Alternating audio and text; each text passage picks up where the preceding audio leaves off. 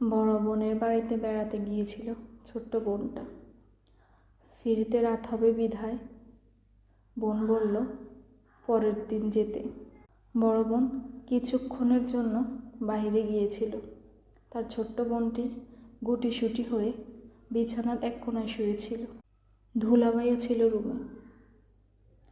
মেয়েটি ভাবছিল যখন তার হাজবেন্ড আছে তখন আর কোনো সমস্যা নাই। তারপর দুপুরের দিকে বড় বোন রুমে এসে দেখে রুম অন্ধকার, লাইট নেভানো। সে তাড়াতাড়ি করে লাইটটা জ্বালায়। লাইট জ্বালিয়ে দেখে তার আদরের ছোট্ট বোনটি এলোমেলো হয়ে শুয়ে আছে, মুখটা ফ্যাকাশে।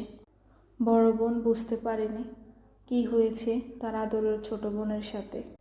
অনেকক্ষণ পর যখন বুঝতে পারে তখন অনেক দেরি হয়ে গেছে।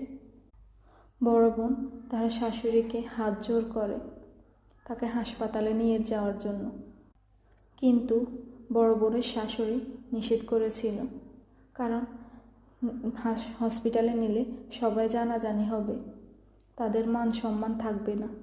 তারপর বহু কষ্টে তার শাশুড়িকে রাজি করিয়ে বড় বোন তাকে নিয়ে হাসপাতালে যায়। কোনো রকম দায়সারা দিয়ে শাশুড়ি হাসপাতাল থেকে পালিয়ে যায়। হাসপাতালে আনার পর মেয়েটির অবস্থা আরও করুণ হয়ে পড়ে। ব্যথায় কিছুক্ষণ পর পর কাতরাতে থাকে। বাচ্চা মেয়েটার বয়স কতই বা হবে, 7 কিংবা 8। এ সময় তার যৌনতার কিছু বোঝে না। এ সময় সে পুতুল নিয়ে খেলার বয়স। মেয়ের মা এবং মেয়ের সন্দেহ হয় নিজের স্বামীর প্রতি এবং নিজের শ্বশুরের প্রতি। জোরালোভাবে সন্দেহ হয় দুলাভাইয়ের প্রতি, যেহেতু সে রুমেই ছিল। বাচ্চা মেয়েটার মুখে অক্সিজেন লাগানো, ব্যথায় একটু পর পর কুকিয়ে উঠছে। বড় বোন এক পাশে হাত ধরিয়ে দাঁড়িয়ে আছে। তার মা একটু পর পর মাথায় হাত বুলিয়ে দিয়ে আশ্বাস দিচ্ছে সব ঠিক হয়ে যাবে। এ কোন সমাজে বাস করতেছি আমরা?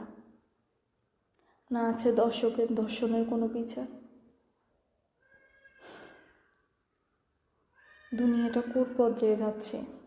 যদি এই দর্শকদের শাস্তি প্রকাশ্যে দেওয়া হতো, প্রকাশ্য তাদের যৌনাঙ্গ কেটে দেওয়া হতো, প্রকাশ্যে তাদেরকে পাথর মেরে নিক্ষেপ করে হত্যা করা হতো, তাহলে হয়তো বা এগুলা কমতো। কিন্তু দেখা যাচ্ছে যে